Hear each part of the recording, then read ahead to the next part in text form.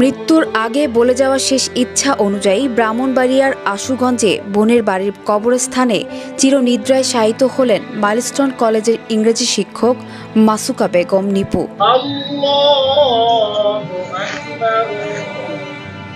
আসসালামু আলাইকুম ওয়া রাহমাতুল্লাহ। আসসালামু আলাইকুম ওয়া রাহমাতুল্লাহ।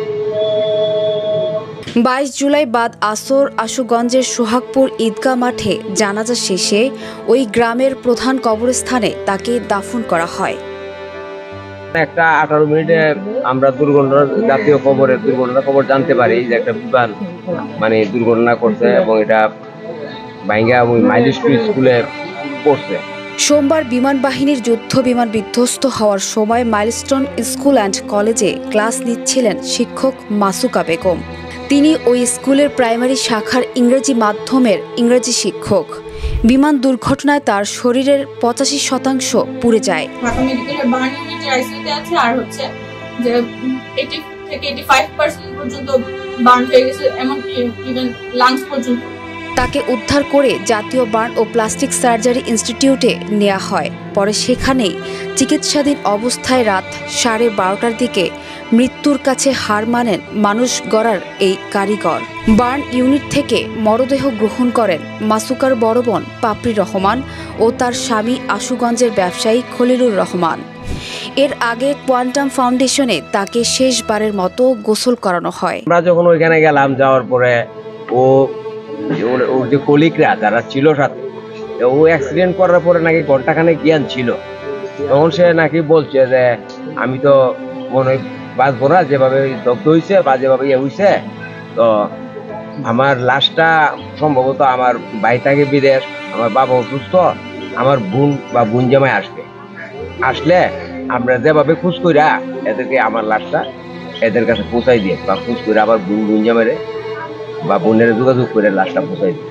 মাসুকা বেগমের ভগ্নিপতি আশুগঞ্জের বিশিষ্ট ব্যবসায়ী মোহাম্মদ খলিলুর রহমান জানান, মৃত্যুর আগে হাসপাতালে চিকিৎসাধীন আরেক শিক্ষককে মাসুকা বলেছিলেন মৃত্যু হলে যেন তাকে আশুগঞ্জ সোহাগপুরে কবর দেয়া হয়। সে অনুযায়ী মঙ্গলবার বিকেল 2টার দিকে তার মরদেহ আশুগঞ্জ নিয়ে আসা হয়। বাদ আসর সোহাগপুর ঈদগাহ মাঠে জানাজা শেষে দাফন করা হয়। সবার কাছে দোয়া চাই, যারা যারা ফোন দিচ্ছে দেশবাসী, কেন শুধু খালামনির জন্য না, যারা যারা এই অবস্থায় গিয়েছেন, এরকম অবস্থা হয়েছে, এত কষ্ট করেছে, আপনাদের জন্য সবাইকে জান্নাতবাসী করেন সবাই।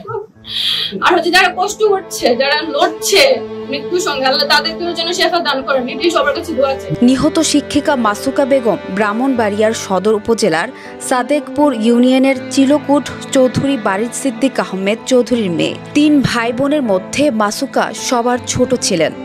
কয়েক বছর আগে তার মা মারা গেছেন। আশুগঞ্জের সোহাগপুরে তার বড় বোনের শ্বশুরবাড়ি। মা মারা যাওয়ার পর মাসুকা বড় বোনের কাছে মাতৃস্নেহে বড় হয়েছে। এদিকে মাসুকার মৃত্যুতে ব্রাহ্মণবাড়িয়ার সদর উপজেলার চিলকুট ও আশুগঞ্জ উপজেলার সোহাগপুর গ্রামে নেমে এসেছে শোকের ছায়া। সে ইচ্ছা করলে বাঁচতে পারত, কিন্তু তার সন্তান তুল্য ছেলে মেয়েদের কথা চিন্তা করে সে নিজের জীবনটাকে উৎসর্গ করে দিয়েছে। আমরা দোয়া করবো আল্লাহ পাক রব্বুল আলামিন তাকে যাতে জান্নাতের সর্বোচ্চ মাকাম দান করেন।